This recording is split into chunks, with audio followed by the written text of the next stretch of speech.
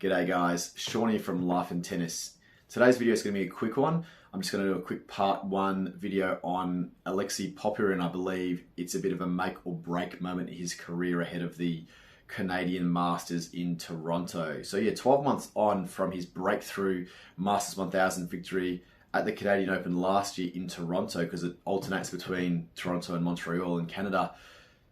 The big Poppy hasn't had the best 12 months, or probably not the 12 months that he expected since breaking through at Masters level last year and cracking into the top 30 and getting to a career high 26 in the world, where he's currently 26. I'm not sure how high he got. He might have got maybe 24 or 23 in the world. But yeah, this year so far hasn't been able to back up the results that he was at the back end of last year. So he obviously had that amazing win in Canada, and then he ended up going on to beat Novak at the US Open, and then he made a fourth round, I believe, losing to Francis Tiafoe in the end, which is probably a bit of a shock, to be honest, especially after beating Novak. But then again, Novak did have, similar to Alcaraz last year, he had that run where he went from, what was it, Wimbledon and then the Olympics, or Olympics and Wimbledon, I can't remember, but he obviously played Wimbledon, won a gold medal at the Olympics, and then played a couple of lead-in tournaments and then US Open. So he's gone from grass to clay back to hard court,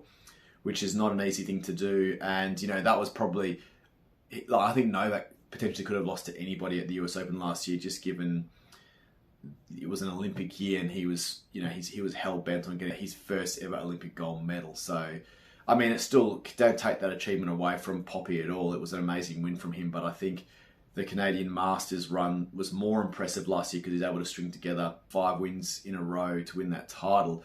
And Popyrin has actually spoken about that. He said that that run proved to him that he could actually back up match after match after match and play some really good, consistent tennis. Because I guess he's known as being quite a big, aggressive, like a big serving, aggressive hitter from the back of the court. And maybe he can put in those, you know, those amazing one-off performances, but then he isn't able to back it up the next round or round after round after round. So that's kind of been the story of his career. But last year, he showed a lot of promise, like I said, at the back end of 2024. So yeah, just a bit disappointing for him this year. So I definitely think it's a bit of a make or break this time round if he doesn't defend his title, which, to be honest, I find it hard to see him doing that. It's hard for anybody to, you know, win back-to-back Masters 1000 tournaments, or any tournaments, really, let's be honest. Poppy's got Medvedev later tonight, who also maybe hasn't been in the best form himself, but still an elite player, still a beast, especially on hard court. So that's not going to be an easy match, but he can take comfort from the fact that Poppy did beat Medi last year in Paris, at the Paris Masters, I believe. He beat Berrettini and Medvedev. So I think it was the first time he beat Medvedev, actually. He's won 5 and head-to-head with Medvedev, so he actually has had a win against him. So I think he knows how to beat him now, but it's not going to be easy. And I think regardless of whether he wins or loses, but let's just say he does lose before the final, it's a bit of a make or break moment for Poppy now, because he's probably thinking to himself, okay, if I don't make the final, if I don't win this tournament, I'm going to be just outside the top 50. And then where do I go from here?